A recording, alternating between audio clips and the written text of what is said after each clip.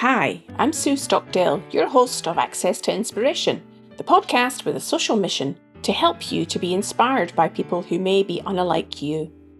As always, we hope that their experiences and insights cause you to reflect on your own perspectives about the world and make you think.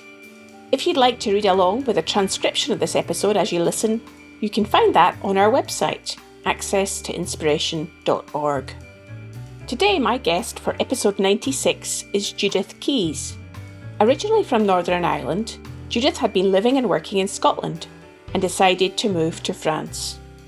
Despite her not having a job to go to, she decided to follow her intuition and live in Provence, and then later began to run cookery classes on Zoom to share her passion for food and spotlight some of the producers and chefs that she discovered around her. I can't wait to find out more. Welcome to the podcast, Judith. Thank you so much for having me, Sue. Now, off air, before we started this conversation, you told me that this is a special day for you. It's an anniversary. It is an anniversary. So this is 10 years to the day today that I handed my notice in, left behind the corporate way of life and made a decision to move to France. So 10 years to the day that I handed my notice in, and it was the start of the new adventure. And as you reflect on that today, Judith, do you think that was the right thing to do? Absolutely. And whilst I still miss the people I worked with, because I shared that post today on social media, you know, the way it comes up in your memories. And I thought, I'll share this. And the people that I worked with have all commented to say, oh, we miss you. And I miss them still 10 years later, but I still feel like it was very much the right decision. So yes. Well, we've got loads to speak about because I'm immediately thinking, well, what happened in those 10 years and what made you want to move to France? So maybe we go back to the beginning then, Judith. You mentioned to me that you were working in Edinburgh. Yes. And then what prompted the decision to move to France? So I think like a lot of people probably who listen to podcasts like yours, so I was in a position where I'd been working in corporate for a long time. It was fine.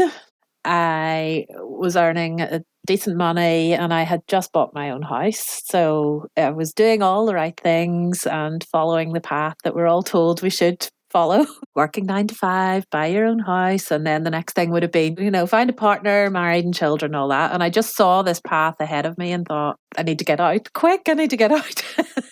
I don't know what it was. It was literally not long after I'd bought the house. So I think it took that. So a big commitment to make me realise that I needed to change, which seems strange, but I think it was that was sort of the catalyst. I just turned 30 before that as well, so it was a bit of a turning point for me in that sense. I could just see this path ahead of me and I wanted a change. So I suppose the move to France was an easy-ish one. It doesn't sound like an easy decision, but my parents had already taken early retirement to a place that we love in France and that we'd visited all my life on holiday. My sister had already moved here to live the French dream and have her little small holding and her family. And so I was actually the last one to come.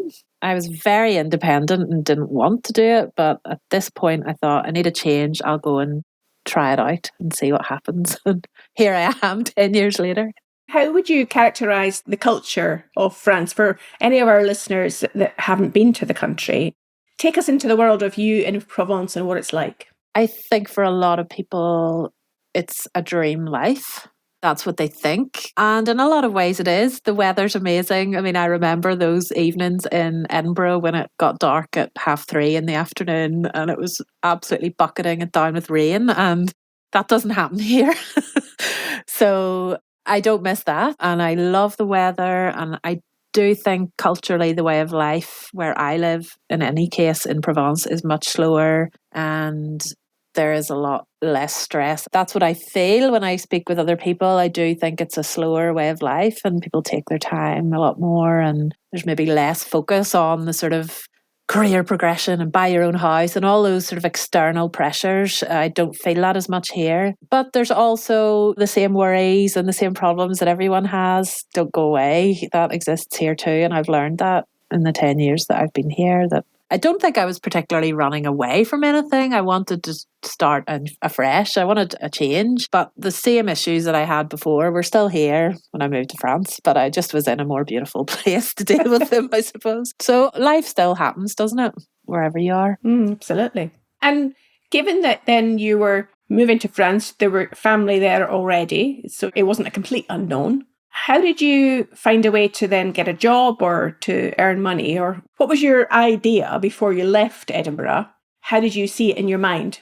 I knew I would be able to do something too. So I think that is why I love talking about how I did this, because I want to give inspiration to others. So when I saw the name of your podcast, Access to Inspiration, I thought, right, because it's so interesting to me to inspire other people with my story, because I didn't really plan very much. And I know that would freak some people out, be like, how did you make that decision? And I did have the privilege of having a little bit of a buffer because my family were here. It wasn't just me moving on my own and, landing here. But I hadn't really planned much. I knew I could turn my hand to pretty much anything, and that I was happy to do any job to begin with if I needed to. So I did some holiday home management and that type of thing. I found a few people to do some translation for, because that was my degree, actually, was in interpreting and translation. So I knew I could find little bits to keep me going to begin with. And then eventually I started my own business, but that was a bit later on.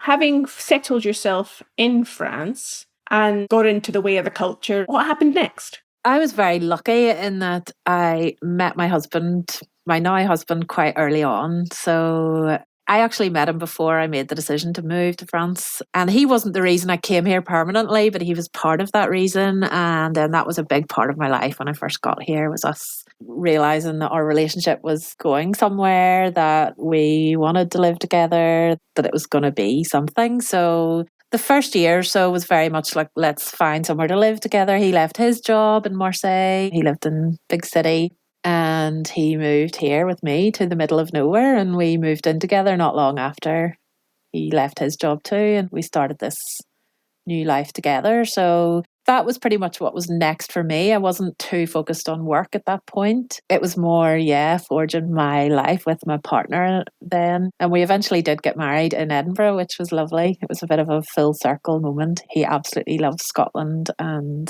we know that this weekend it's Scotland, Ireland in the rugby. And he said he doesn't know who to support because he loves them both. So I have done my job well. You certainly have. And I know more recently you have started up online cookery classes. Yes. That sounds fascinating. What does that involve?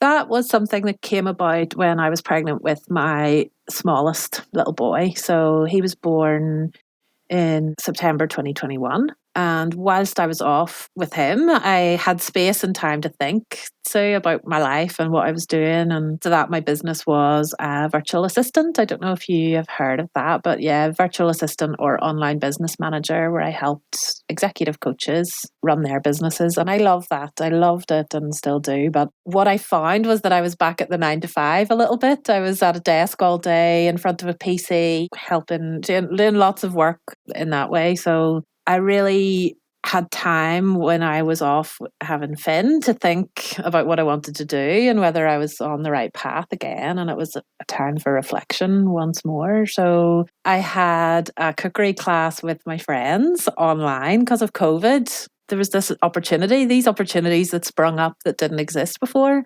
And the four of us got together to do a cookery class, all in different parts of the world, on Zoom, with this amazing Turkish woman who taught us this beautiful Turkish meal. And then we came off Zoom with her and got onto our own little Zoom together, and we ate our food together that we'd cooked. And I thought, oh, I could do this. I could do an online cookery class. I don't have to do it physically here. I don't have to, because let's face it, French administration is a nightmare, and trying to do anything, trying to start any business here can be quite difficult and challenging. So I thought I could do it online.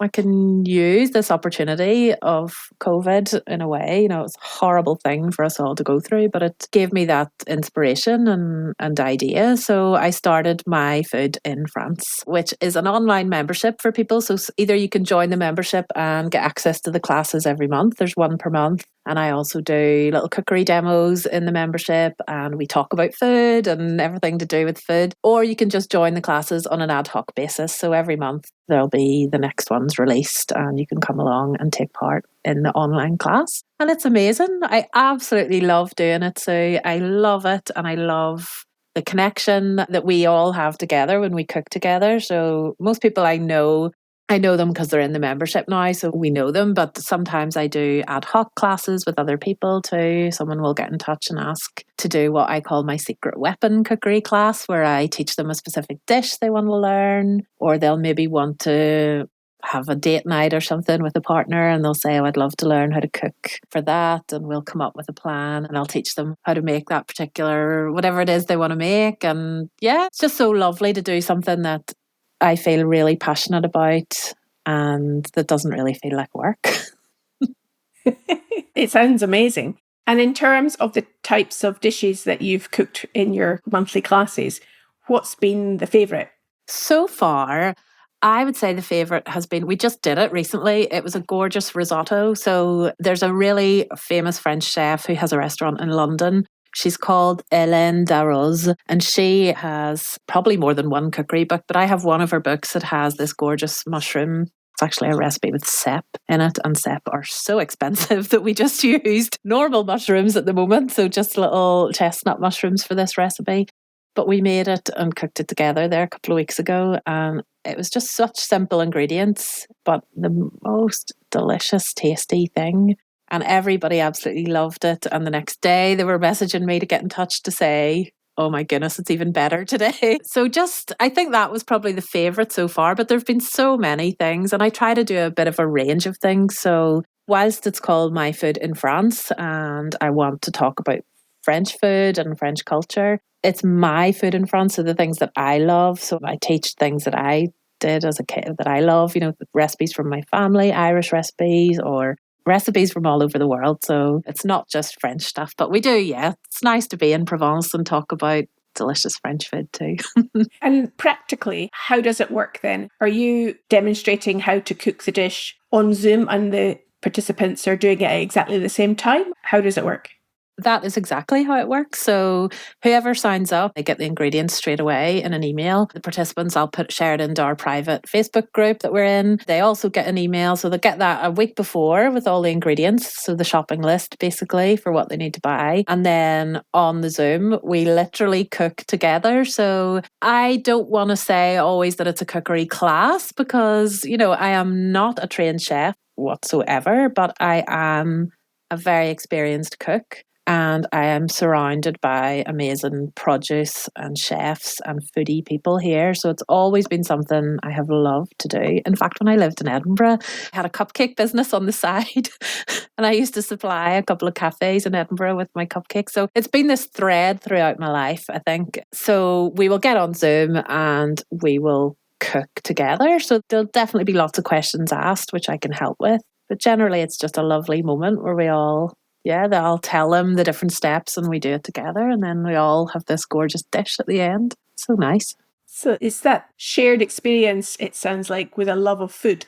I think that's how I would put it. The people who come into my membership are people who love food and want inspiration, access to inspiration, your podcast name. Yes, this is why I knew there was it is that thing about wanting a bit of inspiration for life, for general day to day, for cooking, what's for dinner tonight or what's for tea tonight is what I'm sure you say it to yourself every day. That it's literally every one of us has to think about it all the time. It's such a human thing. And a lot of people are bored with what they're eating all the time. It's very samey. We generally do that, don't we? We just get into a habit. So my idea was to make it accessible but also inspirational, something a bit different. Here's something to try. And a lot of the people who are in the membership want that inspiration because they've got into a bit of a rut probably with what they're making. They want to learn new techniques and just be able to enjoy a different thing with their family. Lots of people have commented on that as well, which I love is, oh, my daughter absolutely loved this recipe. Or I had this woman, I made tapenade, which is did share that recipe in the membership. And tapenade is just like a gorgeous olive spread. If your listeners don't know what that is, it's basically just olives, olive oil, a little bit of anchovy, salt, garlic, and you just whiz it up. And it's so tasty and very, very popular here.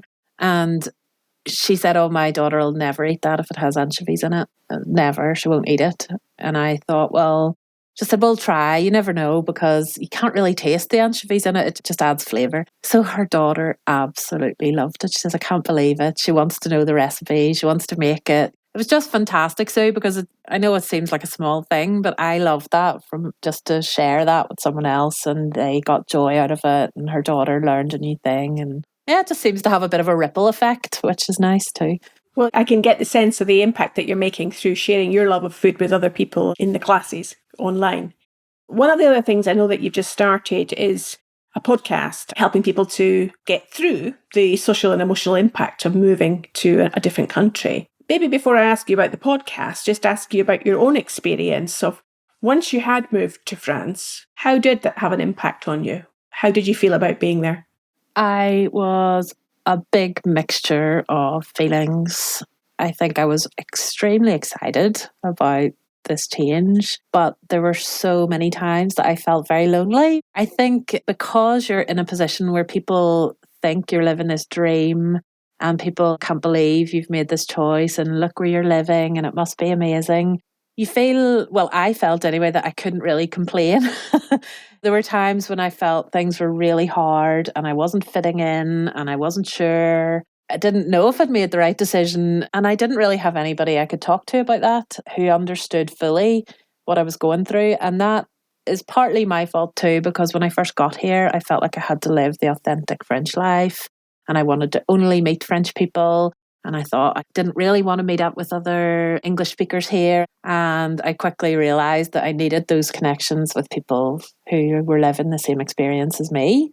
So I made friends with some other expats here who live close by to me. And we are still such good friends now. So it's fantastic. We've become each other's, what's the word? Backbone, sounding board, shoulder to cry on, all those things, because we get it. We can understand what we're all going through, and we can understand the things we miss and what we've left behind, but also the sort of idiosyncrasies of life here. And it's just lovely to talk about it in your own language too. I speak fluent French, but I don't always feel like I can just say exactly how I feel, where when you speak to someone in your mother tongue, you can just let it all go and they understand. So it was really important for me to start this new project because I want there to be a space for other people to have somewhere to go with all those feelings and thoughts. I didn't really have anywhere to go with it. There were lots of groups and organisations that help with the practical side of moving to France, and practical things like finding a job or finding a house or taxes, healthcare, all those things. There's loads and loads of resources for that.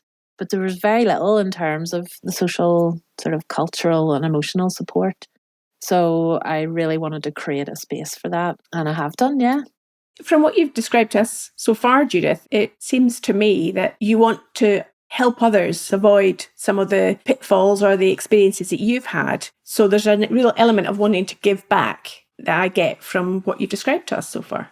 That is exactly it, Sue. And I probably wouldn't have said that, but that is exactly it.